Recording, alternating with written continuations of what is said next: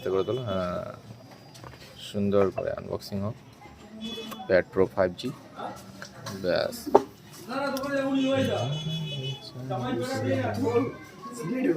কি কালার? বার কর এর উপর রাখ, গ্রে কালার।